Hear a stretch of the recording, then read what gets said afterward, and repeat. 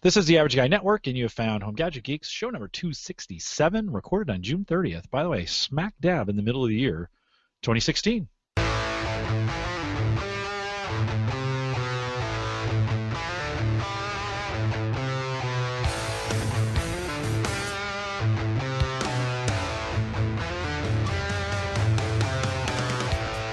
Here at Home Gadget Geeks, we cover all the favorite tech gadgets that find their way into home. News, reviews, product updates, and conversation, and sometimes conversation around beer. Ryan and I, we're talking pre-show. I'm drinking a strawberry Fruity. What do you got there, Ryan? And I have a beer from Shorts Brewery in Traverse City, Michigan. It is known as a strawberry shorts cake. And it's a very light strawberry and vanilla-y milky beer. Lager. We didn't even really plan it. We didn't plan it that way. I know, that's the odd thing. And the interesting thing about that is Mikey actually just brought that home tonight. She brought home 2 bottles and said, "Well, I thought we'd try this. I didn't get a whole 6-pack, so I just brought 2 of them home." So what a coincidence! What a coincidence! And I've had 2 sitting in the fridge since my birthday. I got these. My son likes to purchase these for me for my birthday, and he knows they're my favorite strawberry beer. And so they were sitting there, and I said, "Tonight I'll just grab a strawberry beer." So anyway, so Ryan. Welcome, but I remind everyone. Thanks, Jim, for having me. I appreciate it. Back again. It's been a while. Good to have you. I cut right into the show stuff, so we'll just bypass it. Everybody knows this stuff about we're a part of the Geeks Network. You can find this podcast and many other great podcasts out at thegeeksnetwork.com, and don't forget to listen to us on the mobile app. Go to homegadgetgeeks.com. Ryan, I tried to get you on the show. I don't know, maybe a year ago. 6 months ago, probably. Was it 6 months? And you were kind of like, "Oh man, I don't know. I have nothing to give. I got nothing." How you been, man? What you been up to? Well, so it's been a year since I have been on the show, and you wanted to have me on 6 months ago. In between all of that, we moved from California to because you were doing Michigan. some Uber. You had done some Uber driving out there. Ooh. You were doing some other stuff. Yeah, and I'll tell you, that's a real joy. Not at all. I was doing that while I was working for a very large retail grocery chain, doing some culinary work for them as well. But we moved to Michigan to be closer to family, and Mikey's job opportunities here came available. So we moved to the eastern side of the state. At that point in time, it was Rochester Hills, which is a beautiful high-end little city here in Michigan. But since we lived there for about 10 months, and then we said, we should probably buy a house. So we got our house in November, and ever since then, I've been doing homeowner things, which this is the first time I've owned a home. So it's kind of a nice big fixer-upper.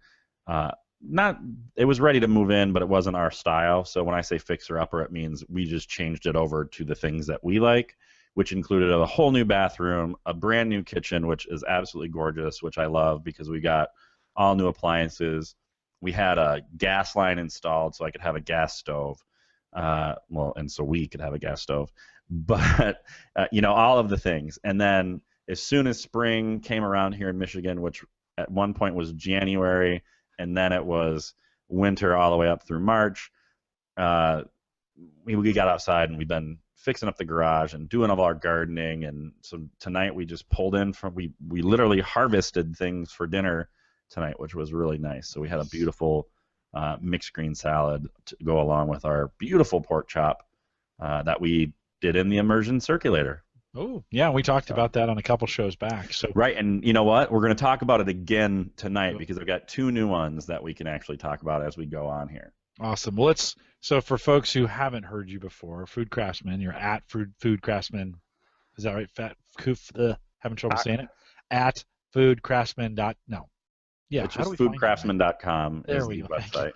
You can find me at Foodcraftsman on Twitter. But foodcraftsman.com, you can find me there. Yeah.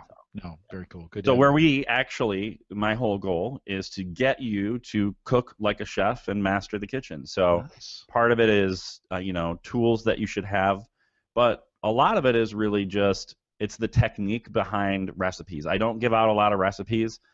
I tell you and try and share with you so you can discover how to actually learn how to cook and get yourself away from having to search for recipes online.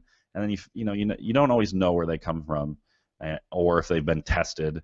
So sometimes they just don't work for you. So if you understand, and this is what I try to teach my students at culinary school, if you understand the technique, you don't necessarily need the recipe. Okay, and I put that with a big asterisk. That does not include baking. Baking is very formulaic, and you really should, have a formula for your cakes and pie doughs. Yeah.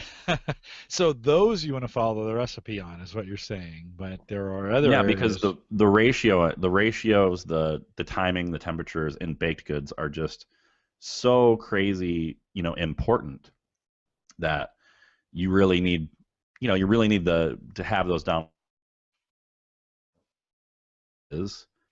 Then you can apply that to any tough cut of meat and make a beautiful tender cut of meat out of it. So any hardworking muscle in an animal needs to be braised, or long, slow cooking process like a great barbecue, for instance, which is not a braise, but it's a long, slow cooking process as well.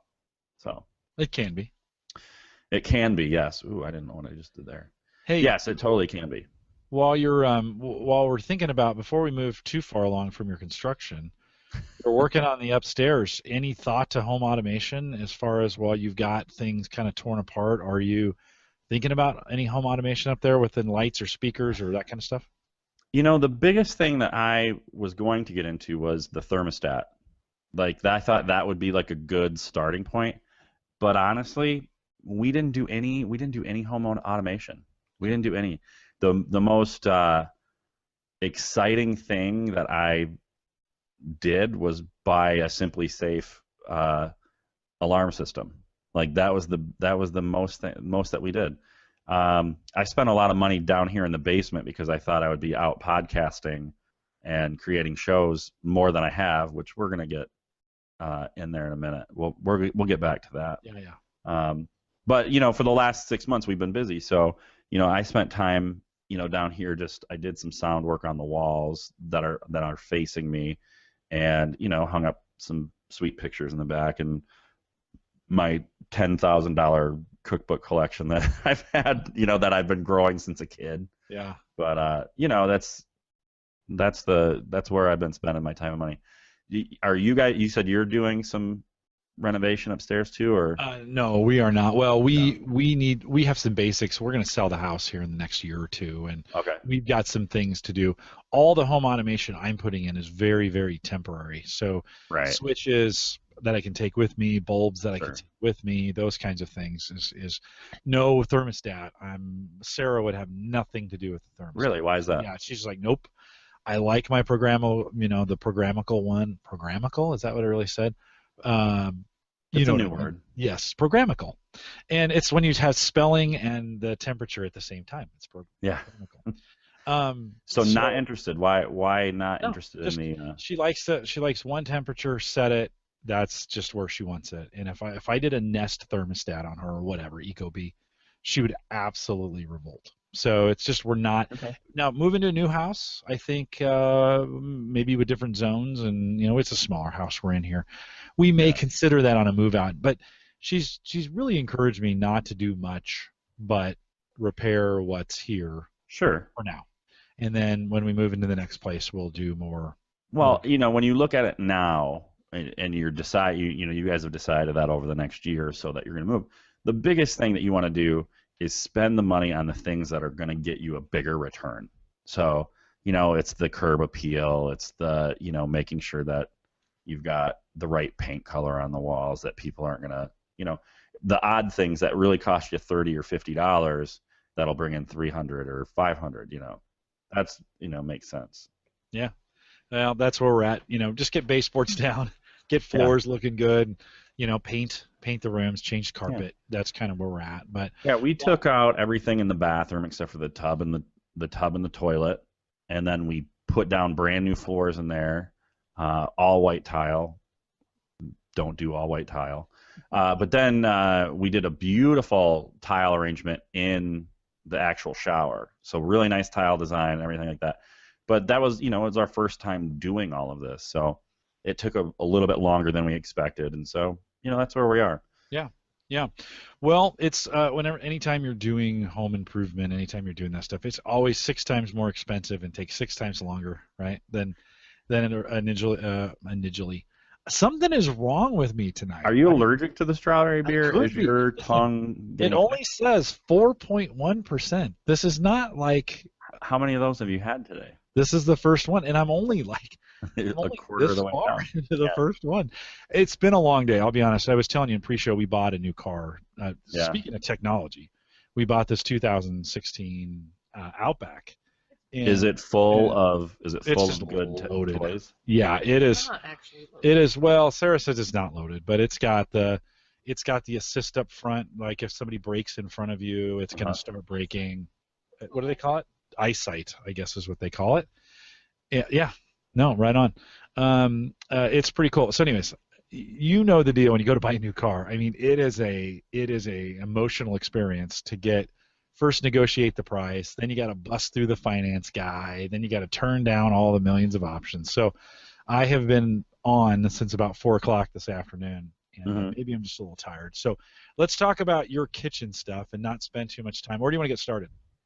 Well, okay, so last time we did talk about the immersion circulator, and for anybody that's not really familiar with the immersion circulator, uh, a company called Polyscience several years ago, they were it's a very regulated, temperature control, precise uh, hot coffee heater, basically. Have you ever seen those little wires that you stick in your coffee mug and it heats your coffee up? Mm-hmm. Okay, it's a giant version of that, but it's very, very highly temperature controlled, regulated. So last time we talked about the one that I own right now is called the Sansair, and it's beautiful and it works just fine. It's accurate between I think a half a degree, so I can set it to 140. Like for instance, today all right, I'm not gonna lie. I did pork chops last night because Mikey was out of town last night. And then when she came home tonight, she brought home more pork chops, so we had more pork chops. So last night I actually did it I did the pork chops at 145 degrees point zero. So and it's very very accurate. So I can set a piece of meat or whatever I want in there to cook at a very specific temperature, and I can leave it in there for hours at a time, and it will never overcook because it never gets above a certain temperature. So we're going to talk about two more versions of that tonight, and I love that one. It heats about a total of 5 gallons of water. It can keep, you know, it can regulate the temperature up to about 5 gallons of water. The new ones that I want to talk about, one is from a website company, believe it or not, a huge YouTube channel called chefsteps.com. They have a new one called Joule, and it is controlled with a beautiful interactive app on your phone. Most of the ones that are controlled by an app right now are just a simple temperature dial on your phone, and you set it for how long you want it to cook. This one, they actually have very beautiful photographs and video so you can actually see what your food is supposed to look like when it comes out. But what is interesting about it is it starts at $229 for pre-order, and they're going to ship in September. This one is about a third, if not a quarter, of the size that I have. Mine is probably 2.5 to 3 pounds and about 6 or 7 inches taller and 1.5 inches wider than this. But this one is accurate within plus or minus zero point 0.2 degrees, and it's controlled by the app. It also has one of the things that I thought was absolutely brilliant was the circulating element at the very bottom has what is it, a neodyne? Is that the term I'm looking for? A neodyne magnet at the bottom.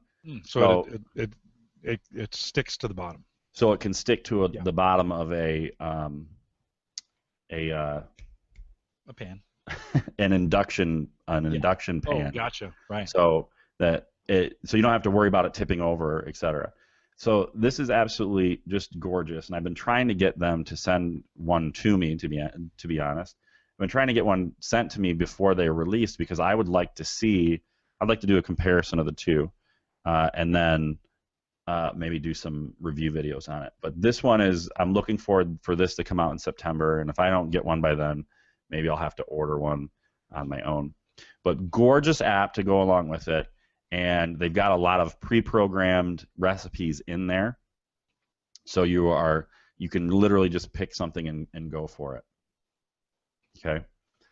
So that is one version of the immersion circulator. And if you see in this picture here, the immersion circulator is in a pot, and you can do it in a pot. You can do it. I have a Lexan container, which is like a 3.5 gallon plastic container that you can use. But they also work really great in a cooler, a regular Coleman cooler that you would put your beer in. It's actually really nice because that helps regulate the temperature as well. Ryan, how is that getting power? I don't see a cord, but I assume there is a cord that's actually in his left hand there. Okay, yeah, I do see it there, but I don't see it coming out of the top. So it must. Yeah, it just plugs right into the back, and it has I believe it's a detachable cord. But the thing that's really great about this is the size of it. This is truly a portable immersion circulator, where the one that I have, while it's only 2.5, 3 pounds, it's actually pretty small. Or this one's half the size of it. So I get a good shot there. I've got it in the drawer. Yeah. And you get a pretty good. There's a view with somebody holding it in their hand. Yeah, exactly. And just so you know, Jim, everything that we talk about today, and some of the things, if we don't get to talk about them, I'm actually going to put together just a resource guide for anybody listening. They can go to foodcraftsman.com/HGG, and I'll have that. I'll email it to them so they can have it. Very cool.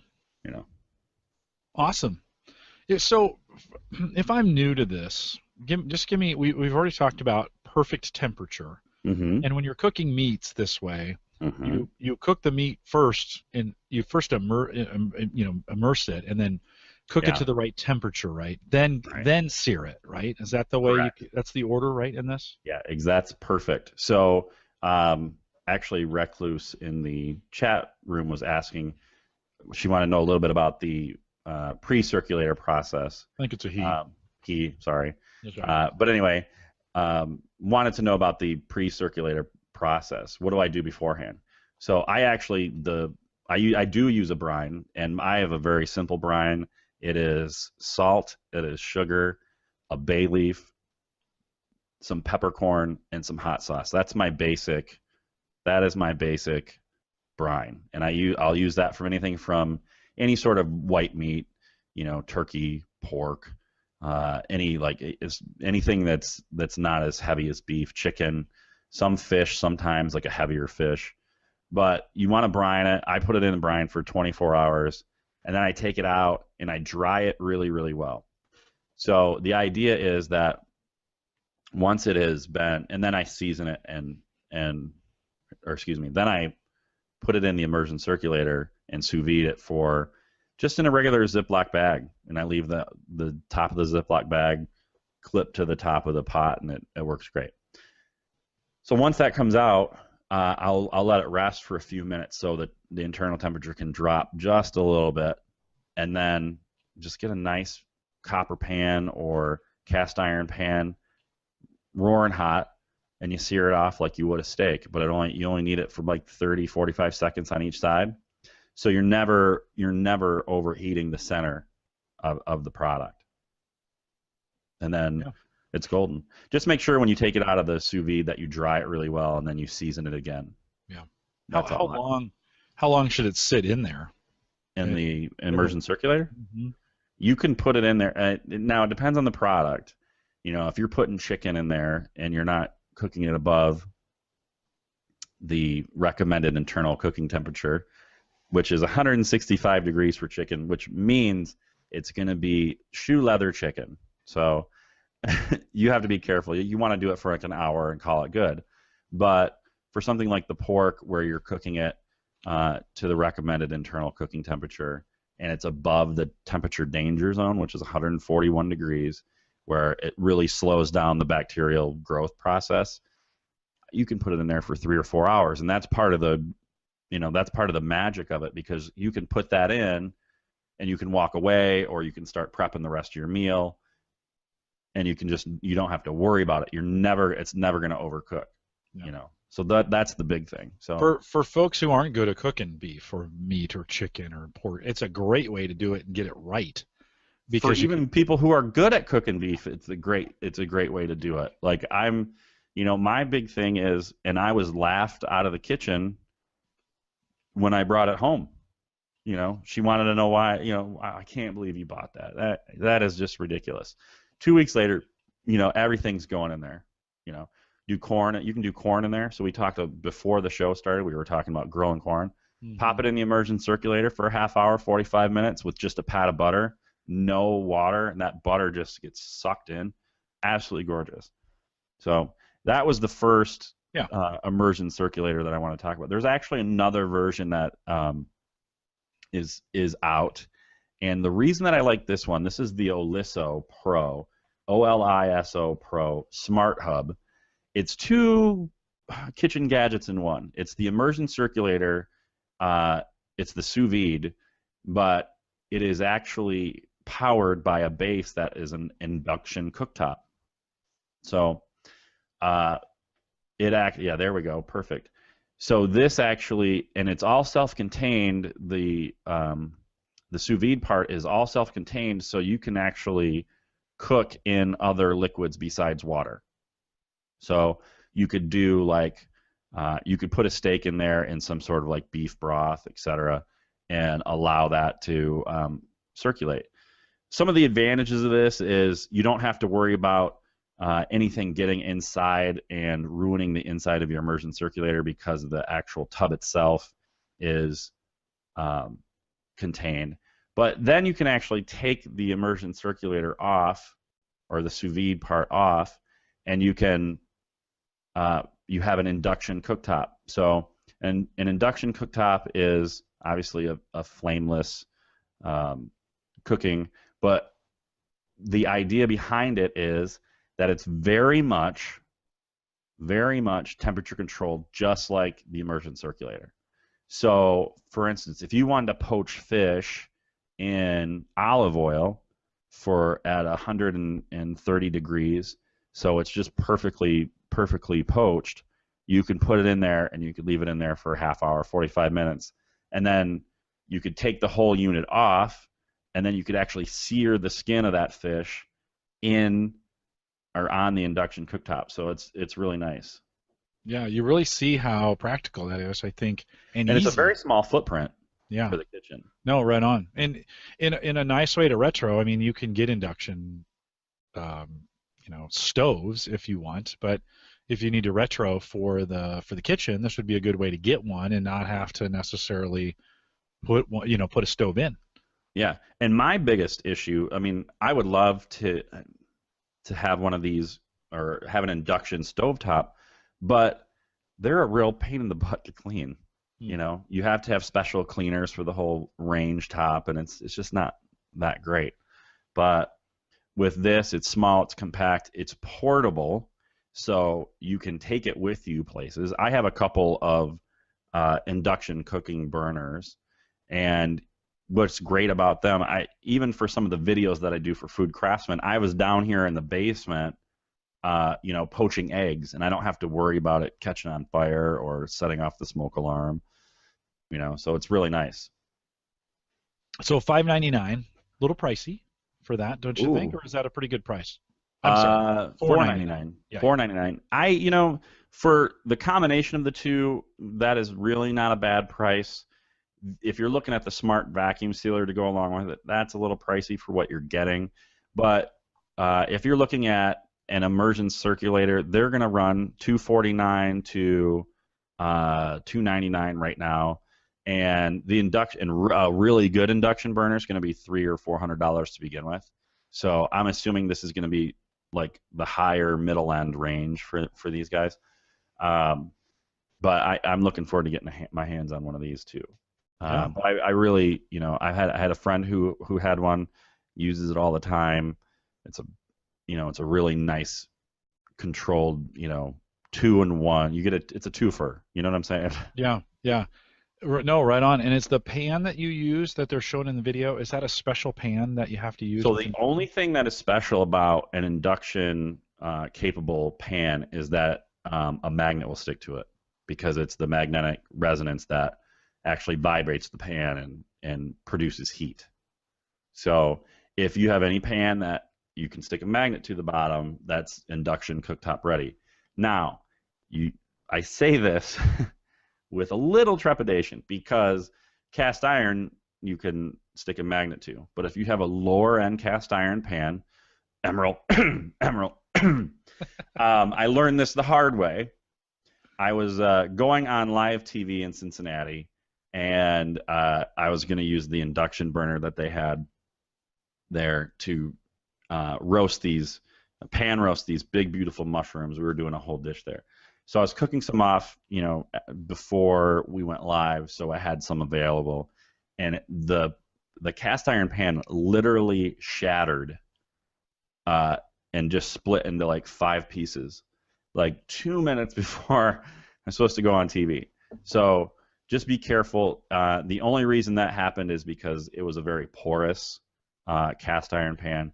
I've used some of the higher end, like Le Creuset. They work beautifully. They're a little more dense. They're not as porous, and a lot of them have an enamel coating on it, which is helpful as well. So my mom's cast iron skillet from 1934, probably not a good idea to throw that on. Actually, probably a great idea to throw it on there because it's probably super heavy.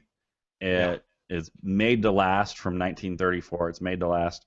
The one that I had on there was a lower end, lower quality. Yeah. Built inexpensively. Oslo, while you were mentioning them, they also make really high tech irons. If you here, let me cut over to Is this. this the Oliso? Oh my god. Oliso is what I meant. Yeah. What are they doing there? The iTouch iron. So, which is brilliant. I love this, the way they're filling this up right now, because you ever try to fill up an iron from the top and then it fills all over the place, and they've got a nice little thing if you're trying to get around the pant leg there, and it has its own stand, so when it's done it pops back up, which is what you want. You don't want to put an iron. See how that's down? Neat. Yeah, see how that comes up off the. So it's got like little retractable feet. Yeah, keeps you when it's done. It pops up for safety reasons, and you think about an iron. It's one of the most dangerous pieces of equipment that I just use hot rocks now, so I got a bunch of flat rocks, and I just get them hot, and then I just put it in the bathroom and let it steam, and hope that the wrinkles come out from that. That standpoint. So Recluse was saying in the chat room, just go ahead and season your pan, and that's actually your cast iron pan, and it's an easy process. I don't know. Do you season your pans all the time?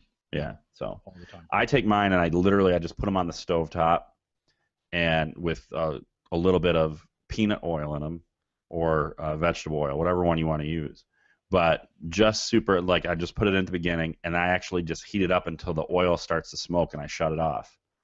Rub out the extra oil, or rub it around the whole pan with just a nice wad of paper towels or an old towel that you don't care anything about. And then I fill it with a layer of salt and bring that up to temperature until the salt actually browns. And then shut it off, rub out the salt, and then rub in some fresh oil, and then you're all set. Works like a charm. Sounds delicious. Oh, yeah, burnt salt is delicious. No, but I mean after cooking in it. Doing that and then cooking in it, it's just amazing. Oh yeah, it's wonderful. We have these blue steel pans at work, which are old school French pans, and you treat them exactly the way cast iron is. And if you do that a couple times in a row, it's literally like using a silicone mat and frying an egg on it. Mm-hmm. It's just really. We have a small, and it's my mom's. I think it's my mom's. It could be my mother-in-law's, but we have a small pan that makes omelets that are incredible. It's just the perfect size for an omelet. So 3 eggs, coat the bottom, throw some bacon in, throw a little sausage, flip that thing, toss it one time, turn it off, and I can cook. I can just keep cooking omelets all day in that pan. It's so delicious, and always prime it with. We get some bacon bits, turn the heat on, throw some bacon bits in, and prime it. Oh, Right. man, it's good, brother. Well, there's just bacon everywhere, which is, obviously, it's one of my favorite things. Oh yeah, I yeah. did, I had rendered some.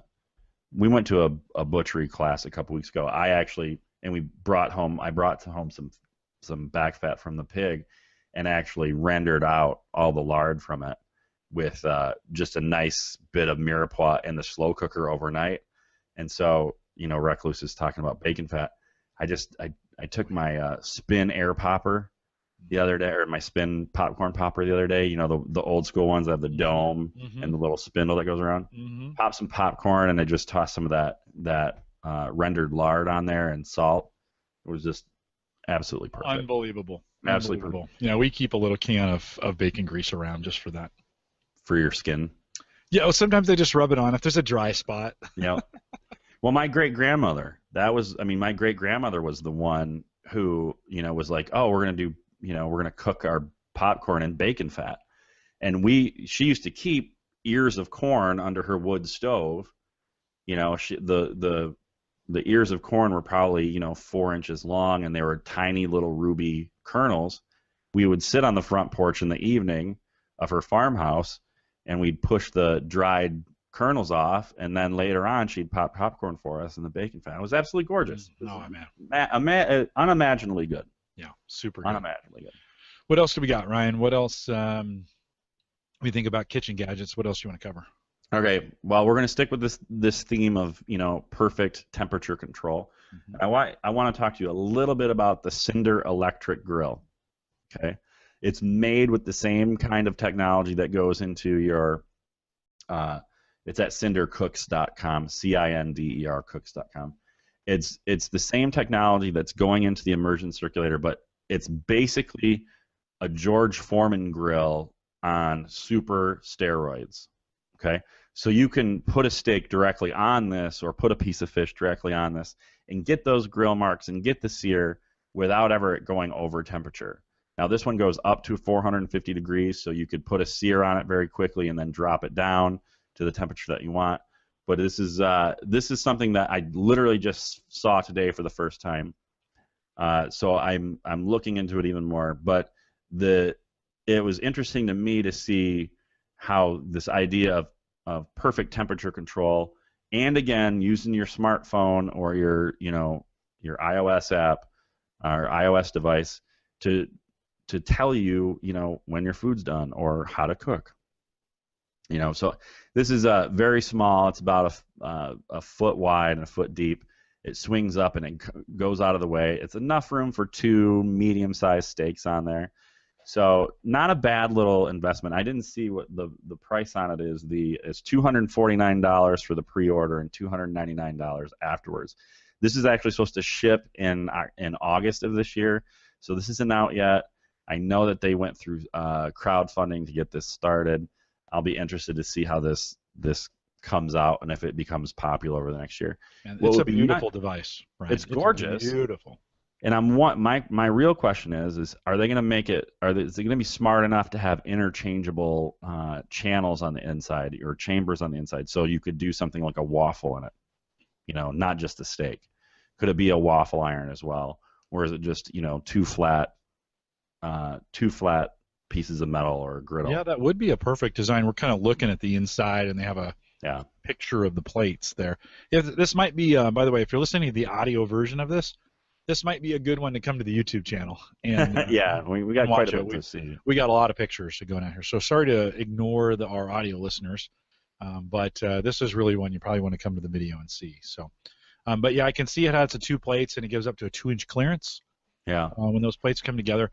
I have recently gotten into waffles, and we borrowed a waffle maker from a friend. It was just crap, and I need to get and look for a well done and then a really good recipe for waffles.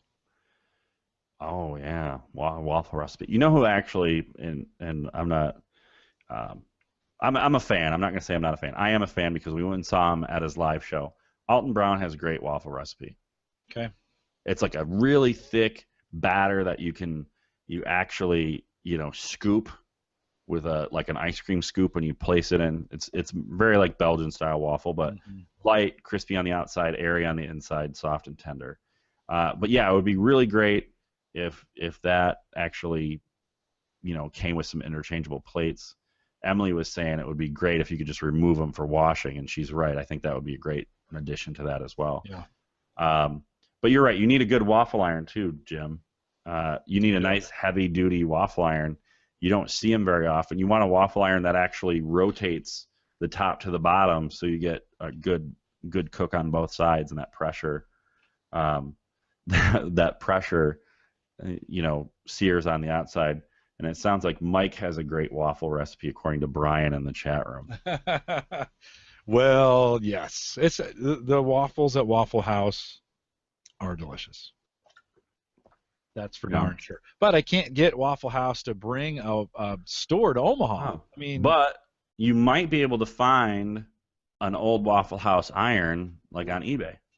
That wouldn't be a bad. I never even thought about that. Yeah, I wonder if they sell those, or if there's a way to. The stores don't close very often, so it might be hard to track one of those down. Or maybe just buy what they buy. Just buy what they buy. There you go. Not bad. So, I've seen a few. Usually, it's the whole gambit when you're working in restaurants, especially ones that do, like a higher end that does brunch and has waffles on their brunch menu. It's, we'll give you the waffle iron for free as long as you're buying our waffle mix. It's a $600 waffle iron. Well, and I like the waffle. To be honest with you, this is crazy, but I love the waffles we get at Holiday Inn Express when we go, and they've got those really industrial. They've probably been sprayed a million times. Right. Nothing sticks to it. It makes great waffles. You pour it in a cup, drop it down. I mean, I look forward to staying at Holiday Inn Express because I get awesome cinnamon rolls and incredible waffles. There's about 4,000 calories in between the two of them. So next time you go there, I've got 2 pro tips for you when you go to the waffle bar there. Number 1, take the cinnamon roll, put it in the waffle iron. Right? Second pro tip, steal the waffle iron. You've got a huge suitcase. Just put the waffle iron in the suitcase. Don't know what happened to the waffle iron. Ryan, in these 3 examples, all 3 of them, I think, run by apps, right? Which is interesting, right? Which is very interesting. It's the new thing.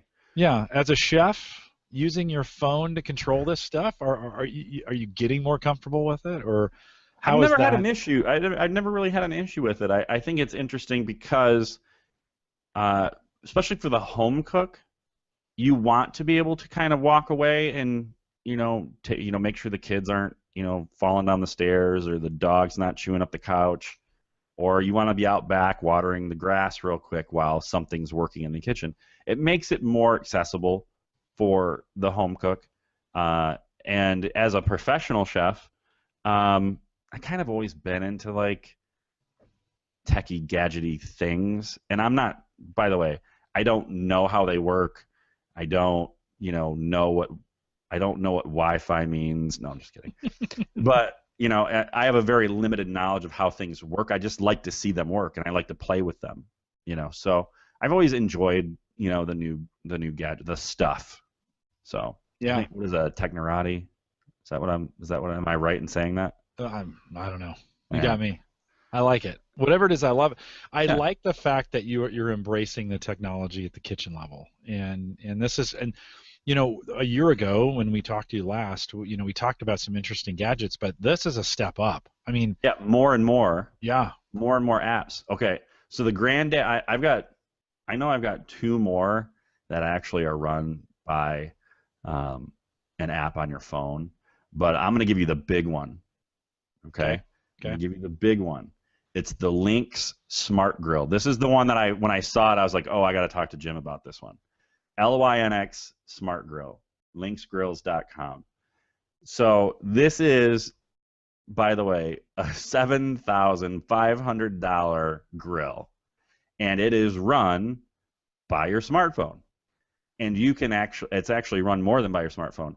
You can literally talk to this grill and say, Lynx, cook me a steak, and it'll ask you what kind of steak that you are putting on the grill and how thick it is, and it will tell you how long it needs to be on the grill and when to flip it.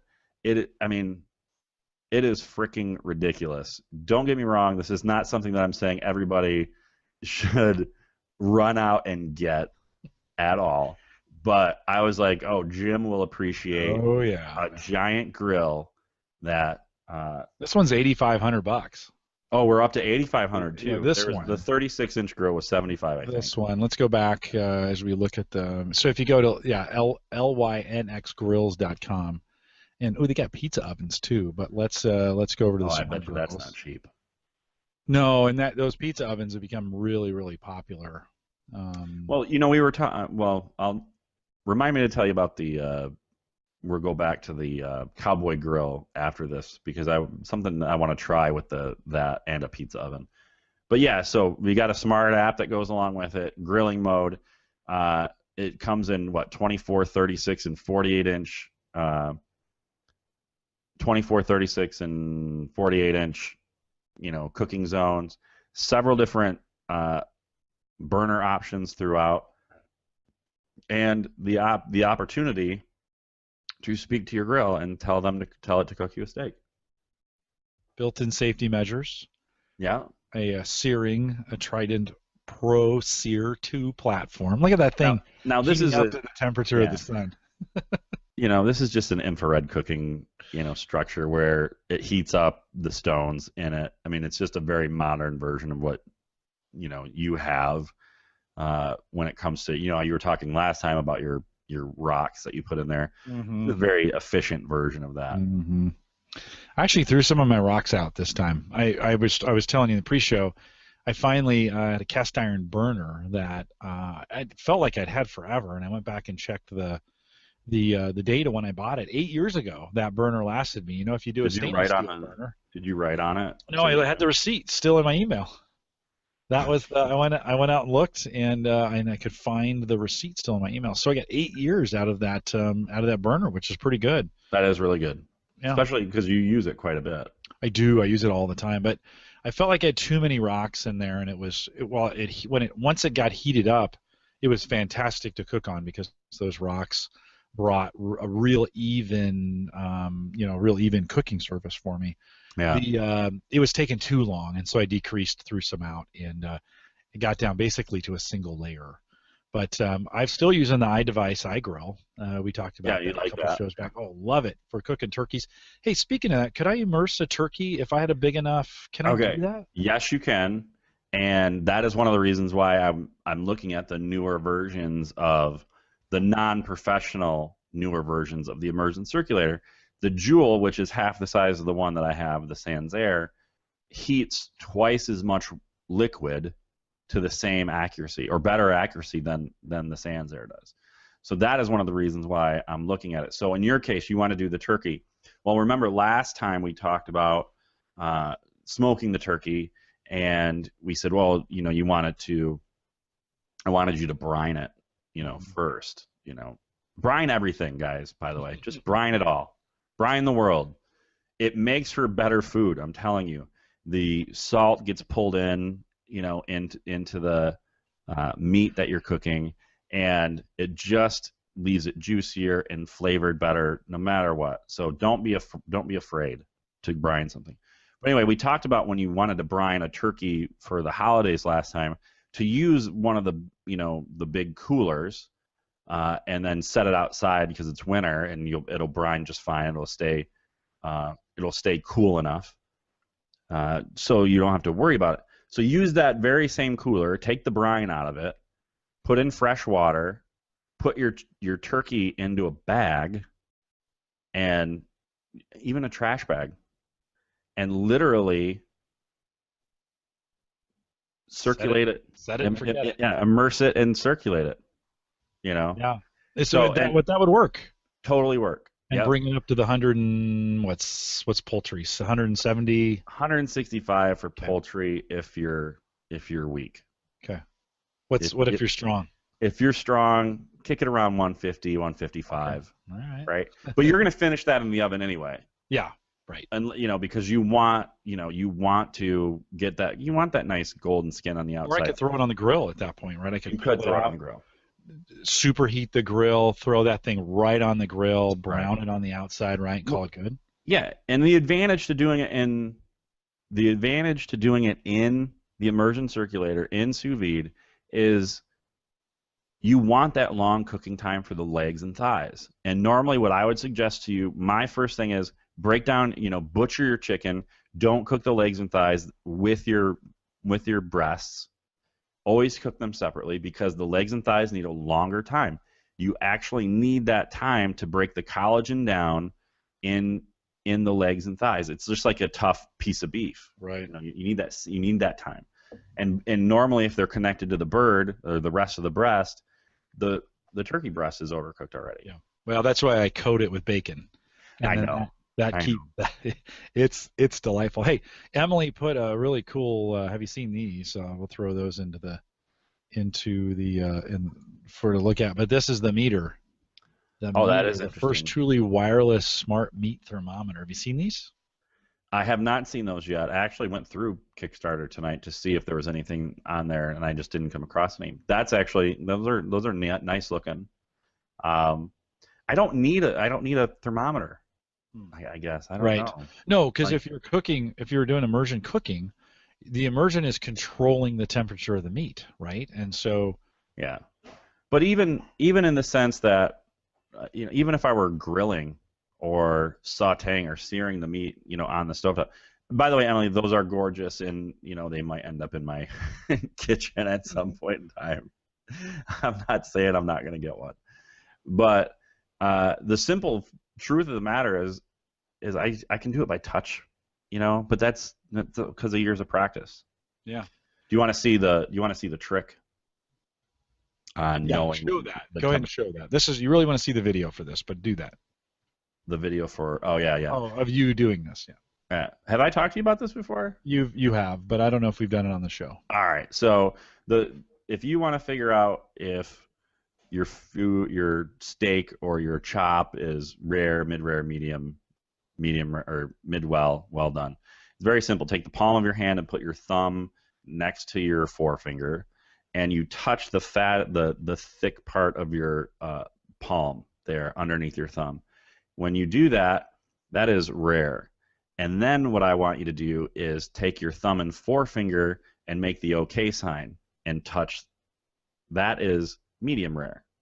And then when you do the middle finger, that is medium, and you're still touching the fat pad or the fatty pad of your, I guess it's not fat, the thick part of your thumb. And then when you do your ring finger, that is mid-well. And then when you make the OK symbol with your pinky and your thumb, that is well done. So you start to feel that in your meat, and you're like, okay, it's well done, or that's rare. By the way, if you ever get to well done, you should just throw the steak in the garbage anyway, or give it to the dog. There's no good use for well done. There is no good use for well done. There's no good use for well done, and nothing good comes from soggy, greasy mushrooms. That's right. That's my big thing. Do not overcook. That meter, which is a great name, by the way, MEATER. Yeah, meter. That's awesome. I'm very jealous. I know, and it works both ways. 59 gets you a single thermometer. By the way, they work with another app. That's not too far off. That iDevices one that I bought was 35, right? So, and it's got a wire. This is wireless. Yeah. The whole set that we showed, 169. That'll get you 4 plus kind of a tracking device inside. And a cool display, right? Yeah, very cool display. Very nice display. And then both together is 218. That's right now on Indiegogo. So if you want to go over there and search for meter, MEATER. Are they on Indiegogo and Kickstarter? Oh, well, the link that Emily gave me was a Kickstarter link, but it's took me to Indiegogo. Interesting. Yeah. Interesting indeed. Are they breaking the terms of service? I don't know, but I don't care. That's a super sexy looking. No, and they're very sharp looking. I actually will look into those. So yeah, that was like the big reveal was the Lynx Smart Grill. I was like, oh, Jim's got to see this. Mm-hmm. But you just bought a new car. I did buy a $30,000 car. Is almost a third of your car. Yeah, you're right. It's a good quarter of it. Think about close. It. Yeah. Pretty close. You know, what'd be cool though is if they had a portable version of that you could put in the back of the car, and then when you're tailgating, you would There you just, go. you would All right. Well, think about. slide Okay, out. that's a really good point. All the equipment that we talked about so far, all the gadgets that we talked about so far, would actually be really good for tailgating Hmm. if you think about it. True. True. No You know, flame. Yep. no flame, precise temperature control. So think about for either one of the immersion circulators, probably not so much the Oliso versus like the Joule or the Sansair that I have currently, but okay, I've got a pot of chili that I want to take to the tailgate. I've got hot dogs that I want to cook. By the way, cooking hamburgers in an immersion circulator and then searing them off is absolutely gorgeous. Absolutely gorgeous. So, but you go there, well, instead of taking a whole pot of chili, why not take, a Ziploc bags that have 2 cups of chili in them, and you pop them in the immersion circulator that's, hooked up to your adapter in the car. Yeah, because they don't draw a ton of power, do they? No, Yeah. no, 120 volt, but you just get a power adapter, you get a Right. Inverter. ever-ready inverter, Right. and you plug it in, and then you can take 10 packs of chili with you, and then you just set them in there. And when anybody wants some chili, you pull out a little bag and you pour the 2 cups into a bowl, and you call it good. Yeah. Right. Or nacho cheese. Come on. That's the real deal right there. Perfect. Just put that in Tupperware, or put the lid on it. Just drop that thing in the. Oh yeah. Yeah. Totally. Pull that out. You could make creme brulee. You could make creme brulee at your tailgate. You put the custard inside a small ball jar, and you put the lid on it. You lay it down in your immersion circulator, and then by halftime, you've got creme brulee. You're the fanciest tailgaters ever. That's all there is to it. Rennie, who is in Brisbane, Australia, says here tailgating means following the car in front of you too close. It means that here too, but yeah, we have a couple of versions of tailgating, but you still could make the creme brulee while you're following another car too close. Just so you know. You could. It could. You could get it done. No, it's a great idea. Keeping flames away from the tailgate. It travels. Your car easy. Full of gas.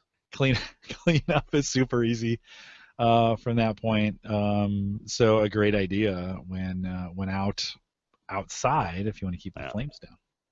Cool. Well, yeah, exactly. So those are kind of more, the high end stuff. And when I think of kitchen gadgets, there's kind of like the dreamy stuff, like the Lynx grill. But honestly, there's certain things that you just kind of need to have, and these are not tech, but they're still gadgets. And so I wanted to come back a little bit. I think everybody should have a pasta maker, pasta machine, whether it's a hand cranked one, which is runs right around $57 if you get the Atlas made in Italy pasta machine. Those are really nice. I've had one of those for years. But if you already have, that's the Roma. Yep. The Atlas is $32 at Target, right? Very low end. Is that Target? Yeah. That one's not too expensive. The Atlas is a little heavier duty when it comes to the build quality. You can actually get it on Amazon for $57, and it comes with yeah, there you go, perfect. It's $79. Where are you getting that from? Let's see, from Sur La Table. They're very Sur La Table. They're very expensive there. Yeah. You can, if you're looking at the same machine, you can get the same machine on Amazon for $22 less. Okay. And that's if you don't have a KitchenAid already. Okay. If you have a KitchenAid already, what I would look at is getting the pasta machine attachments to it. And on Amazon, you can get the 3-piece pasta roller set. So you'll get a roller and two cutters. And this makes your making fresh pasta super quick and super easy. You only need one person to do it. The other one you'll have to clamp to your countertop or your table, and then crank it by hand and pull it through. So the one I'm looking at, $139. You've already spent $400 to $600 on your KitchenAid, so why not spend another $139 on the KitchenAid roller set?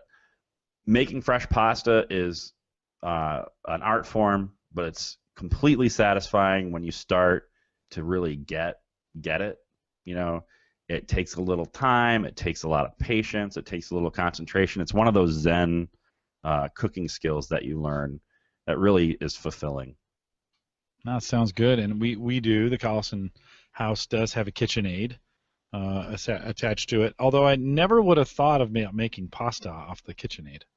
So, Well, over the last 15, 20 years, KitchenAid has really come up with a lot of great attachments for that front gear, basically, that comes out of the front of the machine. And the pasta roller is one of probably the best investments that you can do. You can run bread dough through it, so you can make some flatbreads even.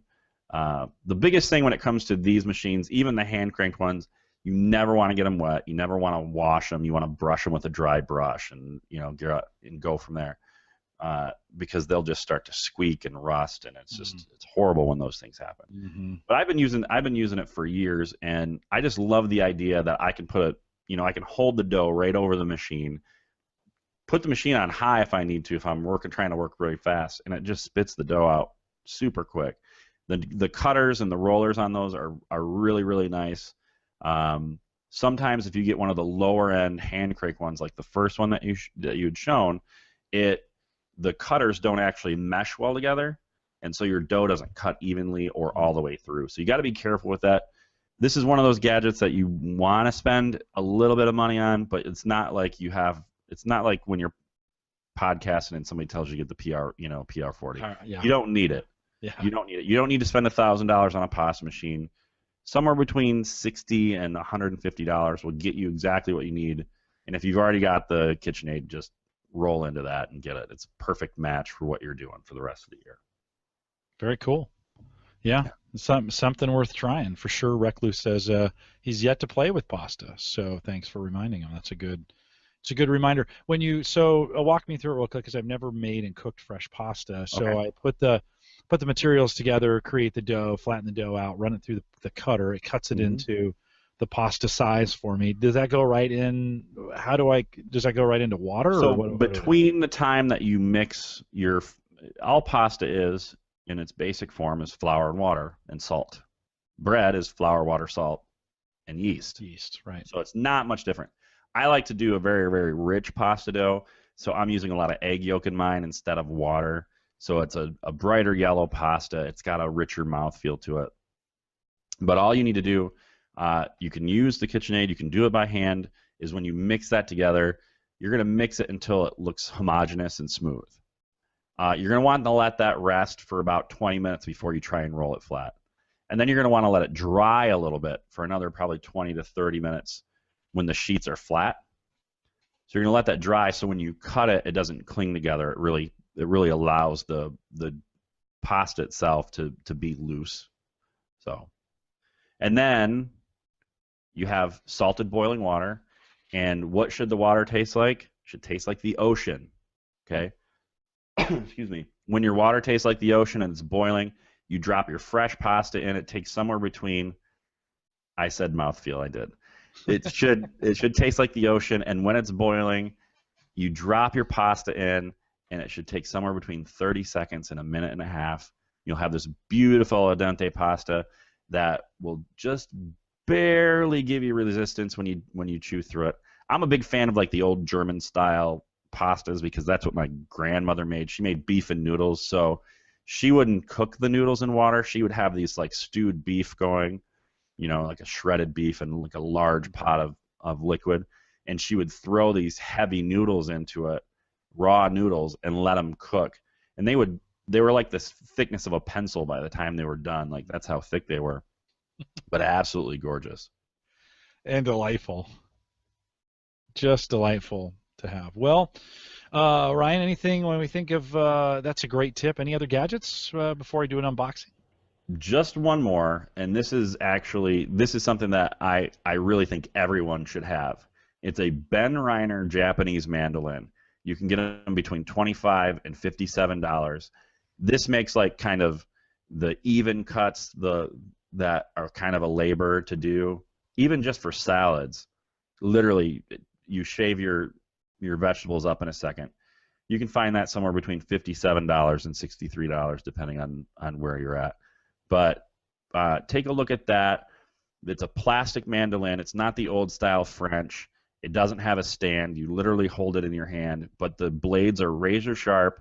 And get the extra wide one so you can do whole onions on it, or whole cabbage, or half a cabbage head on it at a time. That's about the last one that I want to tell you guys about today. It's actually a very simple.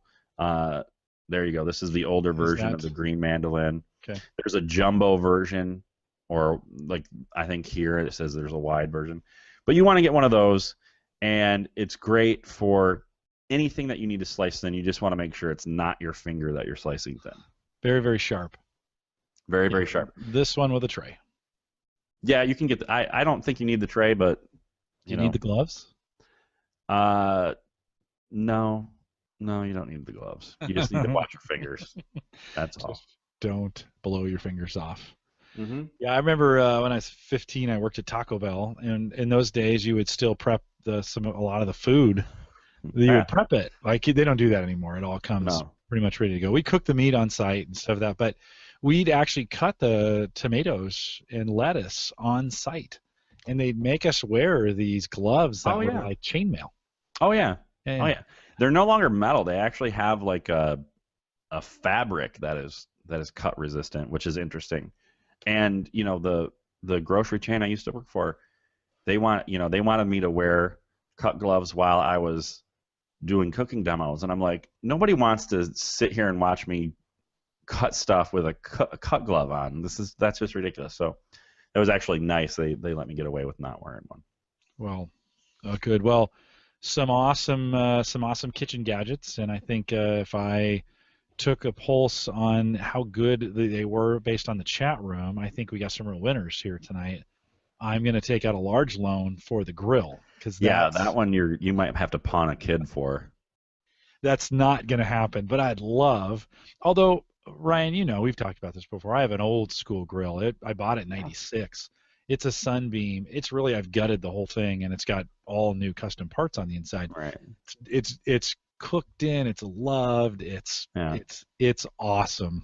What I can't believe is that the outside of it hasn't rusted through. It's close. So when I was replacing the grill, it's seasoned so well. There's no rust that could ever start. Like any surface is covered in grease. So perfect. It stays perfectly. But whenever a burner starts to go, it always goes on the bottom, right? And so then it shoots flames out underneath, and it has weakened that metal on the bottom. So I'm going to run out. Eventually, I'm going to run out. I did replace the stainless steel, or the cast iron, with a stainless steel 3-year. It's going to go. It gives me maybe 1.5 years, 2 years on the stainless steel, as much as we cook. But I think this is the last go around for that grill. I think I told Sarah, I think this is it. I think we're going to have to go with the new grill. This is the last summer for the grill. So I know which grill I'm going with, though. You better start saving your pennies. Better hope your affiliate sales start picking up. Come on, people, buy at Amazon. Buy a grill. Well, there was one other thing that I'm not going to get into it, but there is actually a robot grill cleaner that I saw today, and I thought you'd like that. It's called Robot Grill, or Grillbot. You can look at it later. Hold on. No, we're going to look at it right now. Hold on. Grillbot. Grillbot. B-O-T. Let's see if we can. Oh yeah, Grillbot automatic cleaner. Let's pop. It did not look like it actually cleaned things all that well. I was watching the video on it, and it literally is like bouncing up and down across your grill. Yeah. It does not look like it actually would. I can't imagine that'd be any good. Yeah, I don't know if you can see the video. When you watch the video later. It is like a Roomba for the grill. They're all moving that way. Yeah, Jason Bryant said it's a Roomba for the grill. We talked about a robot lawnmower a couple weeks back, and I'd love to have one of those, but those are pricey, $2 or $3 grand. How do they work? They work well? They cut out the smaller blades. They cut every day, so they're only cutting a little bit of your grass at a time. They'll work in rain because they don't jam up because they're not cutting that much grass. They do random patterns until they learn your yard, and then they get some, depending on the brand. Some of them start putting together an efficient plan for themselves based on where the trees are, because every time they bump into something, they mark it, and then they get an internal map built Interesting. And then they come out, so they have a stand that they go into. You put a little wire down on the ground. Yeah. It tells it where the stand is. They put themselves away when they need to be charged. They charge up till they're done, and then with an app, you can schedule. Hey, I want to mow between 1 and 6 every day. And when at 1 o'clock the thing pops out, it'll mow till it's out of battery. It'll go back in till it recharges. Will it run over your pets? It could, but anytime there's a movement, anytime the ones I was looking at, anytime there's a sharp movement up or down, they automatically shut off. So Interesting. if it was going to run over something, as soon as it popped up, the blades would shut off. Wow. Type deal. Well, I just want to remind you guys that if you guys are interested in anything that we talked about, I am putting together a guide. Just go to foodcraftsman.com/HGG. That's specifically for you guys. Awesome. And I'll email it to you as soon as I put it all together. And I'll put a link to that in the show notes, so folks can. So Ryan, thanks for doing that. I appreciate that. Yeah, no problem. You had asked me a little bit. This came in. We've been talking about this for a while now. This Video Mic Me. Yeah. This was a recommendation, I think, from Michael Murphy over at his Monday Ask Me Anything, Ask a Podcast or Anything. We hang out together. I think that's where this came from. So hopefully this just came in. What's crazy? So about $65. Yeah. For this thing, and you're seeing here we're doing a live unboxing. So there's the plastic, and it comes with an instruction manual. You know how those unboxings are. This is the creepy part of it. Look at that. That's kind of the dead cat. The dead. Yeah. Oh, wait a minute. There's some whatever this stuff is, so it doesn't silicone pack. Silicone, whatever.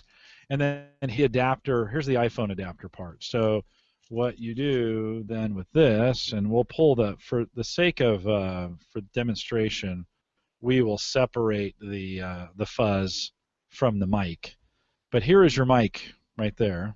Mm-hmm. And this is going to plug into on the iPhone, and this is iPhone only. It's going to yeah, it is. It's going to plug into that port there. It's got the TSS, I think, or TTS, I forget. Hold on, I gotta throw that over the shoulder. Yeah. TSS. Yeah, it's got that on the you can see on the port going in. Yeah. Of course, it's designed to go in here. The idea, of course, is that this is going to amplify and it's going to directionalize your audio. So this mic will, and it's also got headphone out on the back, so you can plug those in and you can monitor what you're recording. Exactly. If somebody asked me, will this fit on with a case? Well, in this case, it is yes, because this case has a little cutout for the jack, and it would work. Now, the real question is, will it work? This is what stabilizes it, right? This is up there. This is the piece that stabilizes it. So if I put that in there, because I think you're supposed to. You kind of squeeze it and yeah, it goes on there, and then this piece, so it's plugged in, then that piece snaps down until it gets tight, and now it stays. So what I don't like about it is it's bending it a little bit. You see how it may be hard on the camera to see there, but it's not, because it's on a case, it's not flat. So it is off center a little bit.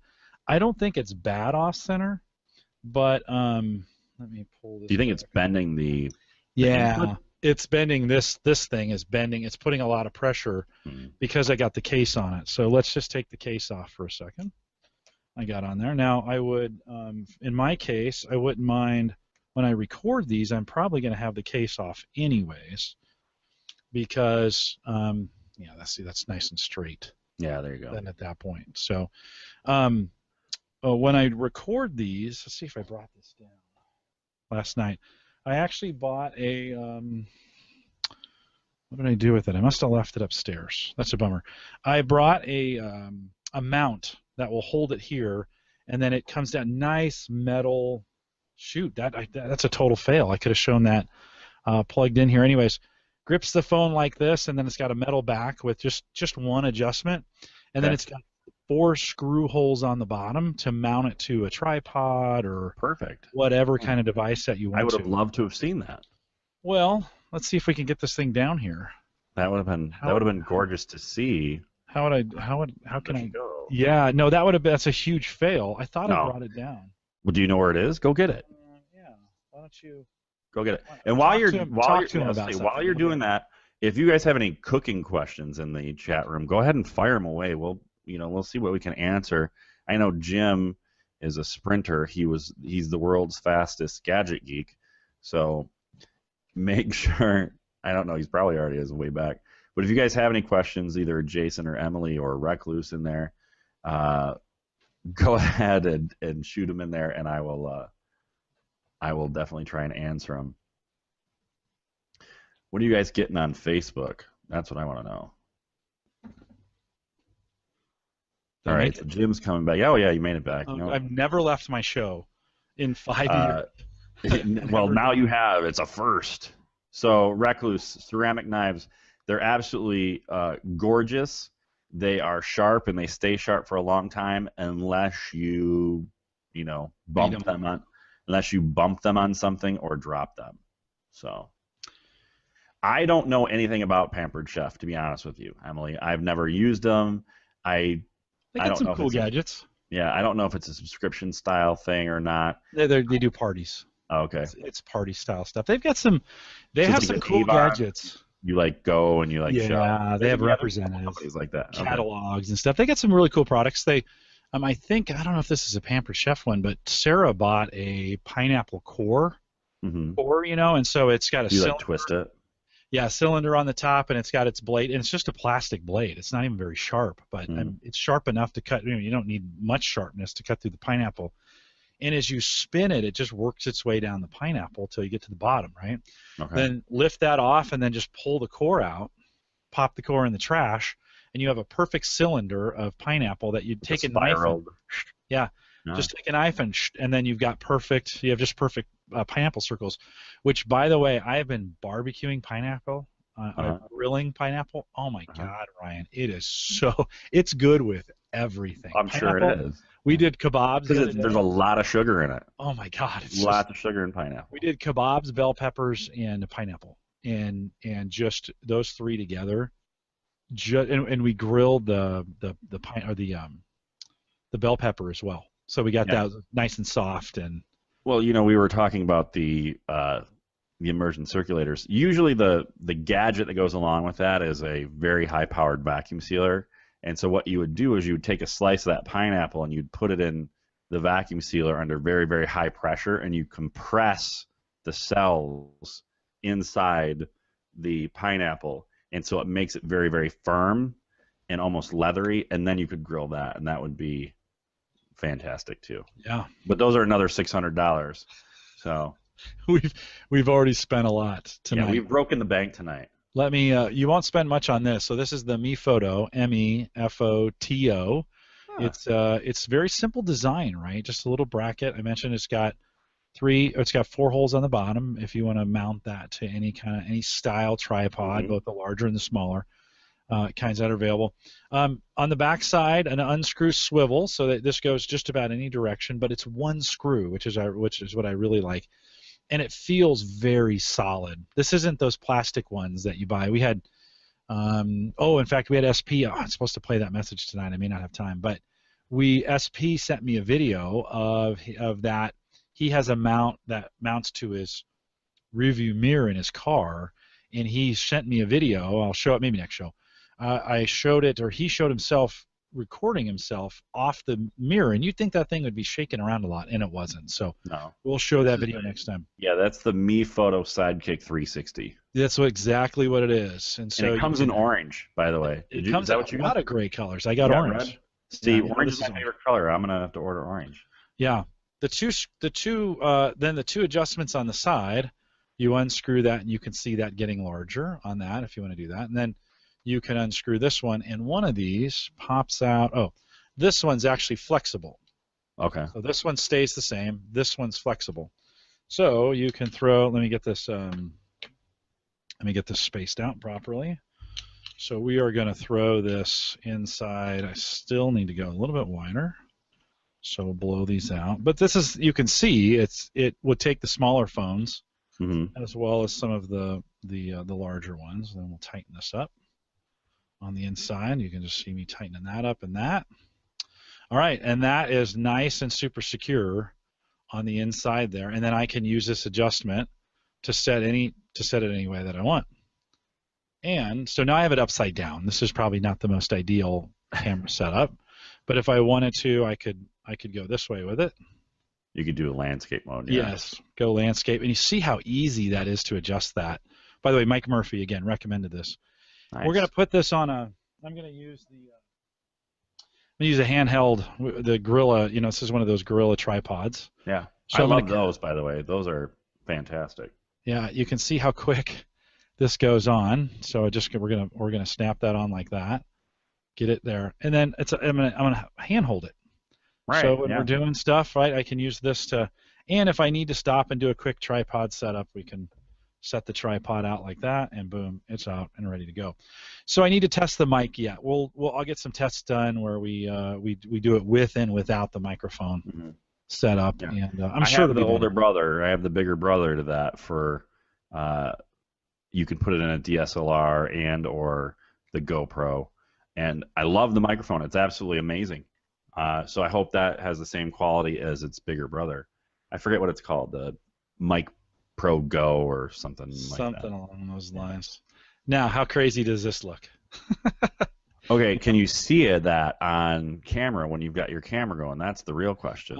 You can. Well, I would imagine if you're going to use your camera as a monitor at that point, it's going to cover a little bit. Oh, I see what you're saying. I don't know. I'll have to test it out. Like, will it show up in the video? I know, because you would see it. So what do you think this setup is ideal for?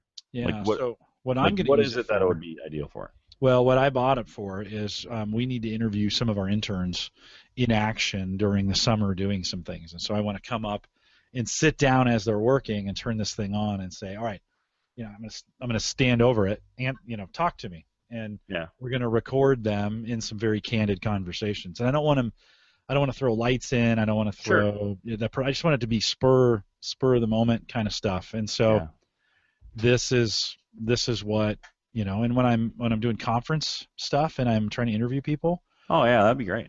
Yeah. Again, bring this around and directionally, this is supposed to be really good to get like if you're right in front of me, so this is where I'd want to place it and point it right at you. Yeah, I think that would be great. I like I said, I love the Big Brother. I actually always love the idea of just filming with my iPhone, but I like the quality that I can get out of some of the other things that I film with for my videos. But I love the convenience of it because I can actually I can edit a video on my iPhone and I can actually upload it to a service like YouTube or Vimeo, and it's just there. It's ready to go. Right. So yeah. I've had an iPhone for 5 or 6 years now. Different versions of it. This week, first time I actually cracked the screen. So mad. Oh man, did you have a cover on it? Screen cover? Oh, I don't have a screen cover on it. My mother has a freaking Gorilla Glass screen cover on it from, and I don't. Yeah. But I've never had an issue with it until, today. Never seen it. In the pocket with keys. That's what happened. Oh, and I sat down. You torqued it just the right way, and that's exactly right. I just replaced, we reviewed here Tech Armor gear for that reason. And so I was biking with my iPhone. And I usually carry a cover. You see the cover. It's one of these Tech 21s. Pretty good, inexpensive, basic. You can buy them at Best Buy or any of those. So case like this, and I was in a bike in a B-cycle bike, and it was bouncing around inside the basket up front, metal basket. And I usually wrap it in a towel so it doesn't do that. I should have it in my pocket, but it hit the corner just right, and it broke the protective glass. The Tech Armor protective glass, but that's all it broke. And so then I sat on it and it went across. The other night, $10, bought the ballistic, 0.2 millimeter or whatever it is for $10 on Amazon. It comes in. Remember how you used to have to do the liquid? You have to put and get it wet. Nope, not anymore. Not on this one. It just was it easy to install because that was super easy, Ryan. It's literally and it's called ballistic. Yeah, it's Tech Armor ballistic glass. Now I gotta buy it. $10.65 is what I paid for it. I guess I should probably wait until I get a new phone before I put that on there. Go to theaverageguy.tv/Amazon to order it, and of course we always appreciate it when folks use that link to get those. If you're going to buy that grill, definitely buy it from Amazon. I would be really disappointed if you didn't. Well, here's what's funny, Ryan. So here I get this. I've got a few podcasters out in the audience tonight. Here I get this really cool sound gadget, and I'm talking about it. The whole time I'm talking about it, they're talking about Pampered Chef in the chat room. Perfect. Yeah. So there's a lot of great services out there. I had a few friends who were asking me the other night about things like Blue Plate and stuff like that. Mm-hmm. Where you could, or Blue Apron, excuse me, or Plated, where you can, get food sent to you. And I've never used any of them. So I said to the one gentleman, what did you think? The food's great. The lemons and limes are always seem old, and if you don't eat the food piles up because they keep sending you things. I was like, oh, well, there you go. Get the chopper. Yeah, you're supposed to eat it. That's you're the whole supposed point. to eat it. Well, hey, Ryan, great having you. It's always great to have you on. Jim, thanks so much. No, I appreciate what you bring. We'll remind everyone if you'd like to get in contact with us. Again, Ryan had said, Ryan, what's that address again if they want to get the show notes based on? So if you guys want the guide, I'm going to put one together for you. It's foodcraftsman.com/HGG for home gadget geeks. The only place where I talk about really geeky kitchen gadgets. No, it's good. You're so good at this.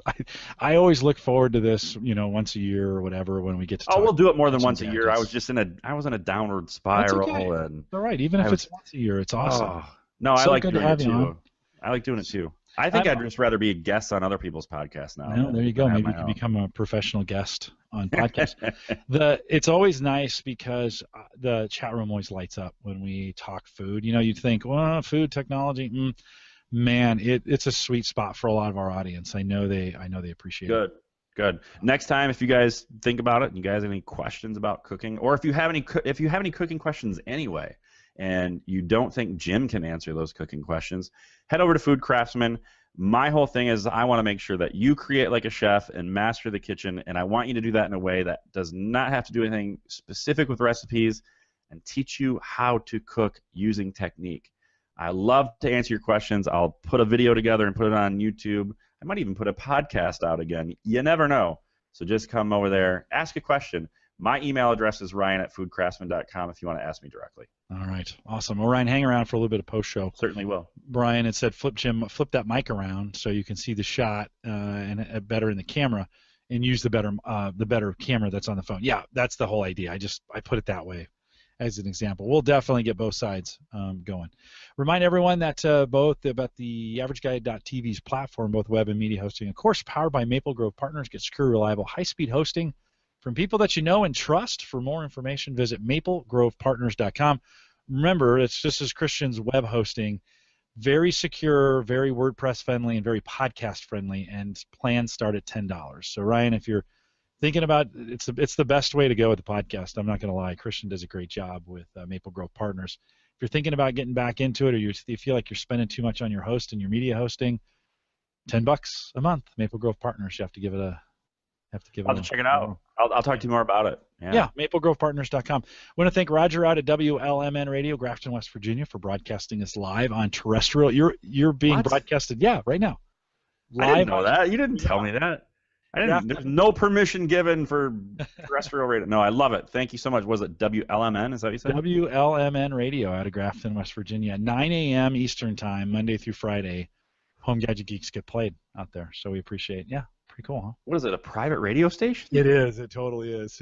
Yeah. That is amazing. That's pretty awesome. It is pretty cool. Hey, well, thank you, WLMN, for playing us. That's really, really cool. Yeah. Let me know if I can do anything for you. Mike Uyghur, the other co-host, Roger's his buddy. So that came with having Uyghur on. Also, a reminder to take advantage of getting listening to our podcast here live on HomeGadgetGeeks.com. So if you haven't put that app yet on your iPhone or Android device, head out to HomeGadgetGeeks.com. Big buttons.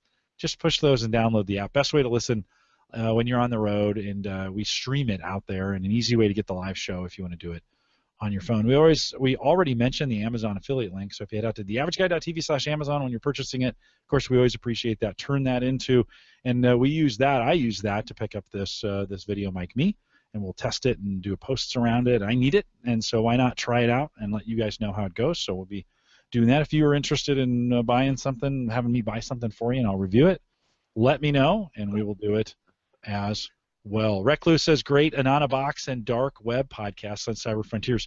Don't forget, we have kicked up Cyber Frontiers again for the summer. So if you let that podcast go, we didn't do much in the spring, but if you let that go, we've been talking, Ryan, we've been talking a lot about, being anonymous on the web, the dark web, the deep web, right. Some of those really nerdy things about that, and we reviewed these Anonybox things. What is that? This is so you can, it creates basically a portable VPN for you. So if you need a secure, untraceable internet access, this is what, it's also a great travel router. So say you were in a hotel room, you would attach this to the Wi-Fi and then attach all your devices to it, and it would go through one place to get it, and you don't have to.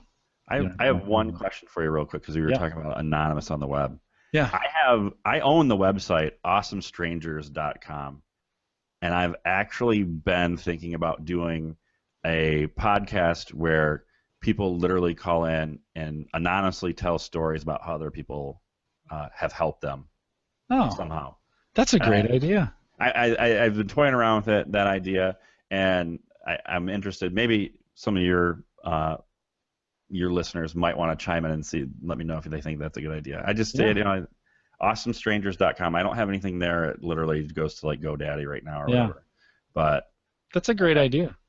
I didn't know what to do with the name, and then the other day I was like, well, what'd be neat is just to hear stories about how somebody has helped somebody else. Yeah.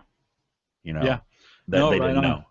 We should create a whole network around the power of positive actions, right? When people do random acts of kindness or those kinds of things, that should be rewarded. And we should just have, the world needs more of that. Maybe we're onto something here, Ryan. Maybe. You never know. Sometimes I got good ideas.